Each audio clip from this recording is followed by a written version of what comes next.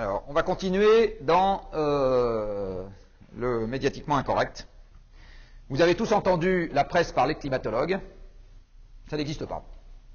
Il y a, s'il y a un sous-embranchement des géographes qui dit qu'ils s'appellent des climatologues, mais en fait, chez les physiciens, il n'existe pas de climatologue.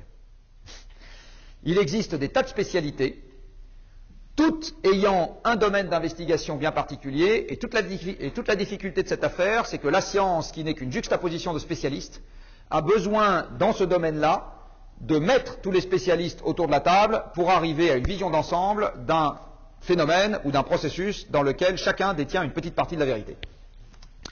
Alors, les physiciens ou scientifiques qui vont intervenir dans cette affaire, ils portent des noms qui sont par ailleurs ni climatiquement corrects, ni climatiquement incorrects. C'est des gens qui font le métier qu'ils ont toujours fait et ils ont commencé à regarder, en particulier dans le cadre de leur activité, cette affaire-là. Donc il y a des astrophysiciens. Les astrophysiciens s'intéressent à la manière dont l'énergie solaire arrive sur Terre et à la fraction, et à son flux. Vous allez avoir des dynamiciens de l'atmosphère, donc ça c'est des gens qui s'intéressent à la convection à grande échelle et aux échanges d'énergie entre la surface et les diverses couches de l'atmosphère.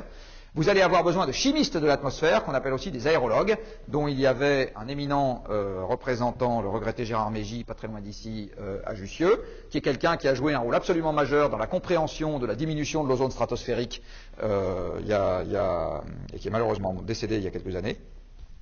Vous avez besoin d'océanographes. Par exemple, vous avez des gens à l'IFREMER qui travaillent sur ce genre de sujet. Vous avez besoin de glaciologues, dont Jean Jouzel est un représentant, et ces gens-là, ils vont travailler sur, je dirais, les climats du passé, parce que les calottes glaciaires sont de merveilleuses archives climatiques. Vous allez avoir des vulcanologues, puisque le volcanisme, comme je vous l'ai dit tout à l'heure, influe sur la formation du climat. Vous allez avoir des géophysiciens. Vous allez avoir ce qu'on appelle des biogéochimistes, c'est-à-dire des gens qui s'intéressent au cycle des éléments majeurs sur Terre, puisque, par exemple, pour le carbone, vous avez communication entre divers réservoirs, et ça, c'est typiquement quelque chose qui va intéresser cette spécialité-là.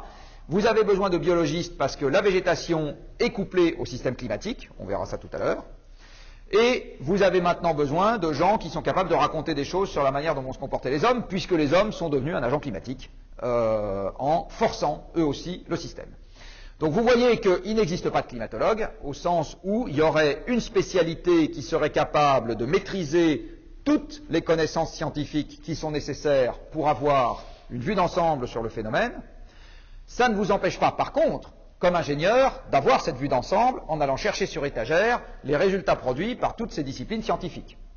Que soit dit en passant, vous n'êtes ni capable de contester, ni capable de confirmer, tant que vous n'avez pas vous-même travaillé dans la spécialité scientifique en question et publié dans une revue scientifique à comité de lecture. C'est comme ça que ça marche en matière scientifique. Donc le métier de l'ingénieur a toujours été, encore une fois, même s'il fait des mathématiques financières, a toujours été de prendre sur étagère la science qui est produite par la communauté compétente, de faire la part des choses entre ce que la communauté compétente considère comme acquis et ce qu'elle considère comme faisant toujours l'objet de débat. Et en ce qui concerne le climat, elle se donne la peine de faire ça, puisque ça fait 800 pages un rapport du GIEC, que pas un journaliste n'a lu, et pas un économiste n'a lu, et pas un chef d'entreprise n'a lu, et pas un responsable politique n'a lu. Voilà, c'est comme ça. Donc ça, et c'est cette matière-là qui va servir, encore une fois, à fonder derrière les outils, méthodes et techniques qui vont permettre normalement d'augmenter le bien social, parce que là aussi, historiquement, on a plutôt considéré que l'ingénieur était quelqu'un qui avait ça dans son cahier des charges. Voilà, donc encore une fois, il n'existe pas une spécialité autonome qui possède la totalité des connaissances nécessaires là-dessus. Ceux qu'on appelle le plus souvent des climatologues, ce sont des gens qui mettent en équation les connaissances de ces gens-là, c'est-à-dire qui font un modèle dont je vous parlerai tout à l'heure, dans lequel ils importent les connaissances scientifiques de tous leurs collègues qui ont travaillé sur les divers compartiments du système climatique, et ils essayent de faire une représentation numérique de cette affaire-là qui tienne à peu près la route. Donc en gros, ils essayent de faire Flight Simulator, sauf que ce n'est pas pour un cockpit d'avion, c'est pour le fonctionnement de la machine climatique. Voilà ce qu'ils essayent de faire. Alors, autre chose, je vous disais qu'il faut que les sceptiques se mettent un peu au goût du jour. De fait, ils ont un siècle de retard. C'est en 1824 que Fourier, ça doit vous dire un petit quelque chose, parce que c'est le même que celui des transformés, a dit qu'il y avait un effet de serre dans l'atmosphère. C'est en 1838, puis en 1860 quelque chose, que deux physiciens ont dit Les principales molécules, c'est le gaz carbonique, excusez-moi, le dioxyde de carbone et la vapeur d'eau. Et enfin, c'est en 1900 que pour la première fois, l'ordre de grandeur a été cerné de la conséquence qui suivrait le doublement de la quantité de gaz carbonique dans l'atmosphère. Pardon, de dioxyde de carbone, décidément, je ne vais jamais y arriver. Donc, vous avez 2 fois le CO2 dans l'atmosphère, et M. Arrhenius, ça doit aussi vous dire quelque chose, a dit, en gros, la température planétaire s'équilibre à plus 4 degrés par rapport à aujourd'hui. Et puis Arrhenius avait déjà compris que dans ce genre de processus, ça augmenterait plus vite au pôle qu'au tropique, et il avait également compris que ça intensifierait le cycle de l'eau. Donc, les grandes lignes du petit dessin animé que je vous ai montré tout à l'heure étaient cernées au XIXe siècle. Ça, c'était cerné au XIXe siècle. Ce qui est plus récent, c'est d'avoir réussi à modéliser tout ça pour essayer d'avoir une vision prospective. Et ça, la première tentative avec une feuille de papier et un crayon, c'est 1920. Et puis notre ami s'est rendu compte que s'il essayait de remplacer les microprocesseurs par des hommes, il allait y passer un petit moment. Donc il a abandonné. Mais dès que le premier ordinateur a été mis au point, les physiciens de l'époque sont allés réaliser dessus le premier modèle de simulation numérique du comportement de l'atmosphère. Donc, le mariage, entre guillemets, entre les informaticiens et les physiciens pour essayer de bâtir ces fameux modèles qui permettent d'avoir une vision prospective de l'affaire, ça ne date pas de la semaine dernière. Alors, je vous disais, les gaz à effet de serre sont des gaz qui ont des raies d'absorption dans l'infrarouge. Alors, quels sont-ils? Eh bien, les principaux sont la vapeur d'eau et le gaz carbonique.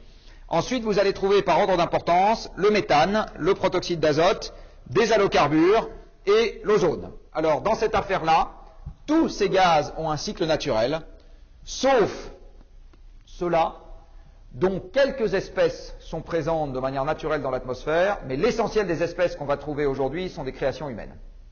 Il n'y avait pas ces molécules-là en circulation dans l'atmosphère avant l'ère industrielle.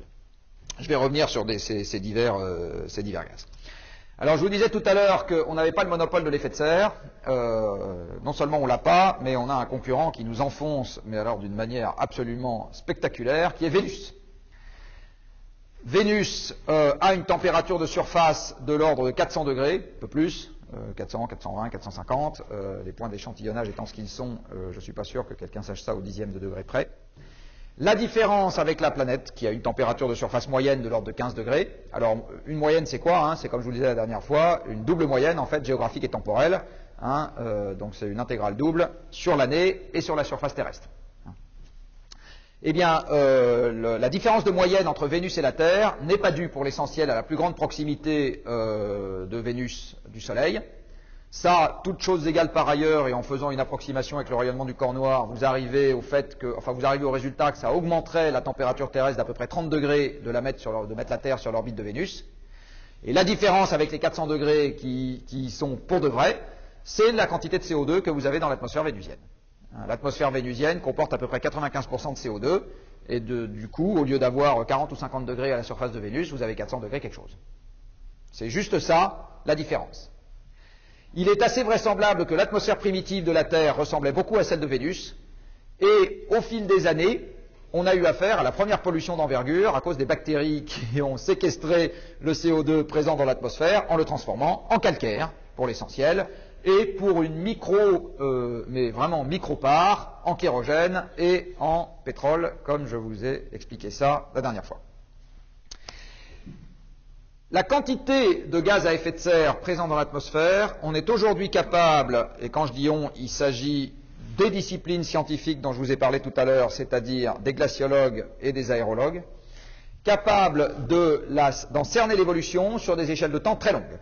Alors la manière dont ça se fait, cette affaire, elle est très simple. Vous avez en Antarctique une zone de la planète où la température est toujours négative, qu'il s'agisse de l'hiver ou de l'été. Donc toutes les précipitations s'y font sous forme de neige, et cette neige ne fond jamais.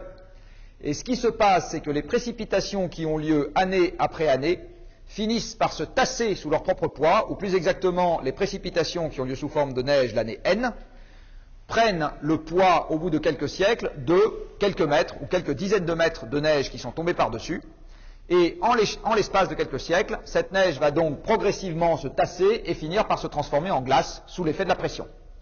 Ce processus conduit à emprisonner sous forme de petites bulles l'air qui environne les cristaux de neige, avec bien évidemment un air qui a une composition moyenne sur quelques siècles, hein, c'est parce que l'air continue à circuler entre les cristaux de neige tant que les bulles ne se sont pas refermées. Et vous allez donc retrouver la composition moyenne de l'atmosphère avec ce genre de processus de l'époque où la glace s'est formée.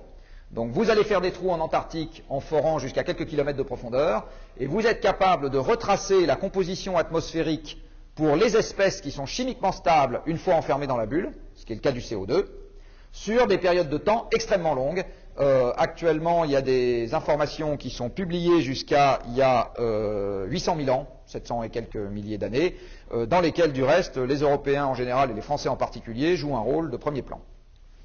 Donc vous avez ici un extrait de ces mesures sur 3 gaz à effet de serre, qui sont le dioxyde de carbone que vous avez en rouge, le méthane que vous avez en noir au milieu, et enfin, excusez-moi, en bas là, et le protoxyde d'azote que vous avez au milieu. Alors, l'unité pour le méthane est là, et les unités pour le CO2 et le protoxyde d'azote sont là. C'est des millionièmes pour le CO2 et des milliardièmes pour le protoxyde d'azote, et ici, c'est des milliardièmes pour le méthane. Alors, vous voyez qu'entre le début de l'ère chrétienne et 1700, vous avez des fluctuations pour la concentration atmosphérique de ces 3 gaz, mais il s'agit de petites fluctuations. Et puis arrive le début de la révolution industrielle, et vous voyez que les concentrations de ces 3 gaz augmentent de manière extrêmement significative. Et aujourd'hui, en fait, toutes les analyses qui peuvent être faites, tant sur la composition isotopique des gaz que sur un certain nombre d'autres paramètres, ne propose pas d'autres conclusions crédibles que c'est les activités humaines qui en sont à l'origine. Hein, personne n'a réussi à expliquer ça autrement. Je vais vous donner un exemple. L'air, plus exactement le carbone qu'on trouve actuellement dans les molécules de CO2 dans l'air, s'appauvrit en carbone 14. Or, il se trouve que le seul réservoir de carbone disponible sur Terre qui soit exempt de carbone 14, c'est les hydrocarbures qui sont présents sous terre depuis trop longtemps pour qu'ils aient conservé une fraction notable de carbone 14. Les émissions qui sont liées soit à la déforestation, soit à la respiration des plantes et des animaux, soit au dégazage de CO2 de l'océan, toute chose dont je vous parlerai tout à l'heure, ne peuvent pas expliquer cet appauvrissement de l'air en carbone 14. Enfin, l'appauvrissement du CO2 atmosphérique en carbone 14. Donc voilà, par exemple, un élément qui indique qu'on ne sait pas expliquer autrement qu'avec la combustion des combustibles fossiles, cette caractéristique particulière du CO2 qu'on va trouver actuellement dans l'atmosphère, indépendamment de l'augmentation de sa concentration.